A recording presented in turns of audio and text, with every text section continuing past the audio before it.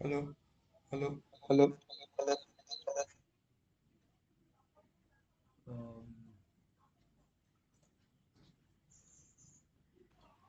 so So,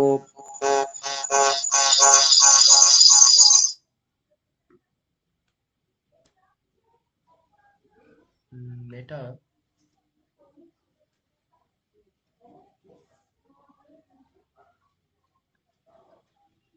so এটা so হচ্ছে এটা হচ্ছে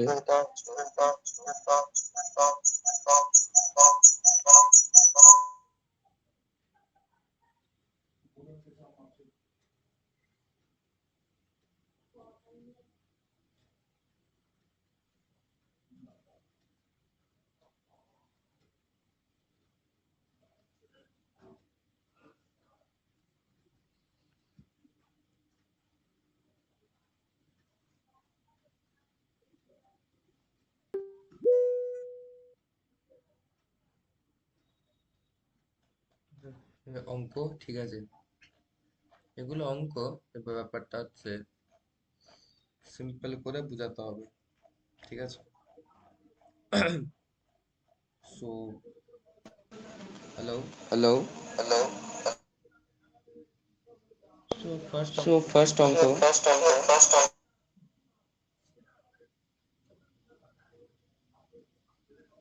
সো এখানে হচ্ছে আহ 0 to π/2 sin x dx। ওকে, তো sin x এর ইন্টিগ্রেশন করলে হচ্ছে minus cos x plus C, ঠিক আছে। এটা হচ্ছে একটা নর্মাল ফর্মুলা। এবার এর রেজাল্ট হচ্ছে মাইনাস কস এক্স। সো এবার বলেছে 0 থেকে π/2 এর মধ্যে ভ্যালুগুলো বের করতে। সো ফার্স্টে আমরা হায়ার লিমিট দিই বা গ্রেটার লিমিট দিই, তারপরে লোয়ার লিমিট দিই যে কস জিরো। ওকে, ওকে। সো এখানে হচ্ছে উম, এখানে আমরা তাহলে π/2 দিলাম। এবার এখানে হচ্ছে minus of minus cos x, তাহলে হচ্ছে প্লাস কস এক্স। এবার cos x zero value, zero হবে কারণ লোয়ার লিমিট আমরা পরে দিই। ফার্স্ট আমরা আপার লিমিট দিয়ে আমাদের কসের এটা করতে হবে। সো দিস ইজ -0 + 1, তাহলে ওটা 1। Answer is 1। Very simple. এটা হচ্ছে অ্যাকচুয়ালি পি বাই কিউ, কি বলবো, পি বাই কিউ সিরিজ। এটা ইন্টিগ্রেশন দিয়ে শুরু করলাম আজকে।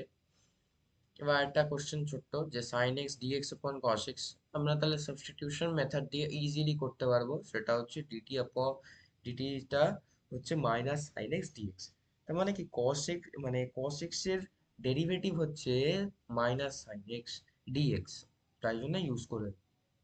এই কি হচ্ছে, উপরে ডিটি দিলাম, মাইনাসটা বের করে দিলাম, আর বাই টি করলাম, তাহলে কি ওটা লগের ফর্মে আসে। মানে ডিএক্স আপন এক্স, মানে উপরে ডিফারেন্সিয়েশন আর নিচে তার ইন্টিগ্রেশন ফর্ম যদি থাকে, তাহলে দ্যাটস এ লগারিদমিক ফর্ম। তো log cos x, cos x মানে নিচের থিটাটা, নিচের পয়েন্টটা হচ্ছে টি। তো টি তে কস এক্স ছিল, তো কস এক্স দেবে। ভেরি সিম্পল প্রবলেমস আমাদের ফর্মুলাতে বুঝতে হবে। Okay, okay. Question number 3, question number 3. So uh,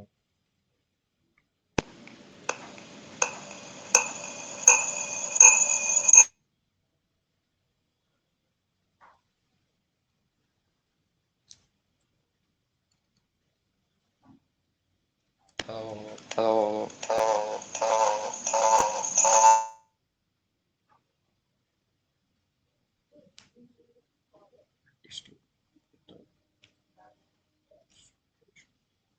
so এটা হচ্ছে um,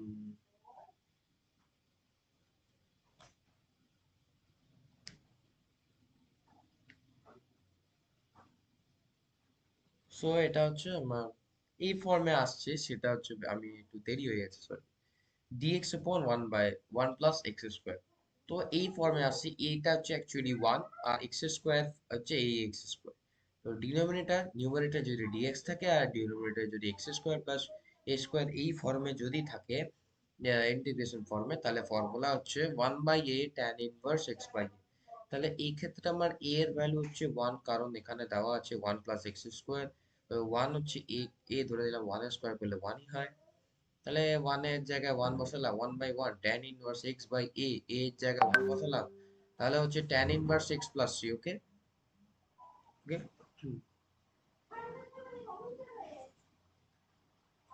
ওকে।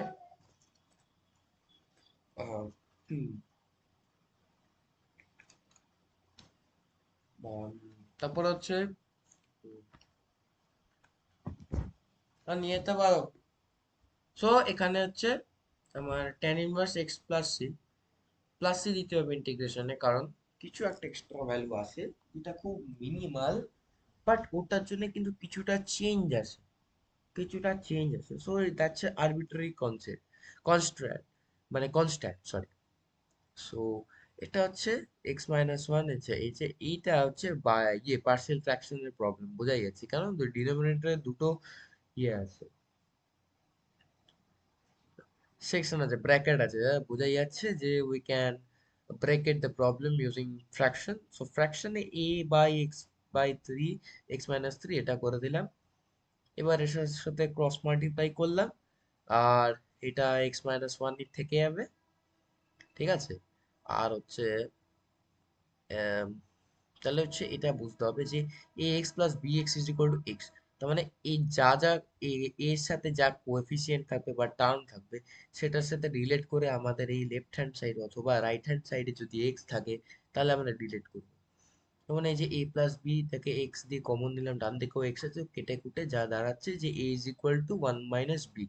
ওকে, এবার এই ক্ষেত্রে দেখো যে 2a - 3b এর কোনো কোএফিসিয়েন্ট নেই, মানে এটা যেমন কোএফিসিয়েন্ট ছিল এক্স, ঠিক আছে, বি এর ছিল এক্স, ঠিক আছে, বাট এদের কোনো কোএফিসিয়েন্ট নেই, তার মানে এর কোএফিসিয়েন্ট হচ্ছে 1, বোঝা যাচ্ছে। তাহলে হচ্ছে আমি কনস্ট্যান্টটা ধরবো -1, ঠিক আছে, এক্সটা এমন কনস্ট্যান্ট না, বাট এটা এটা কোএফিসিয়েন্ট হিসেবে আছে, ঠিক আছে।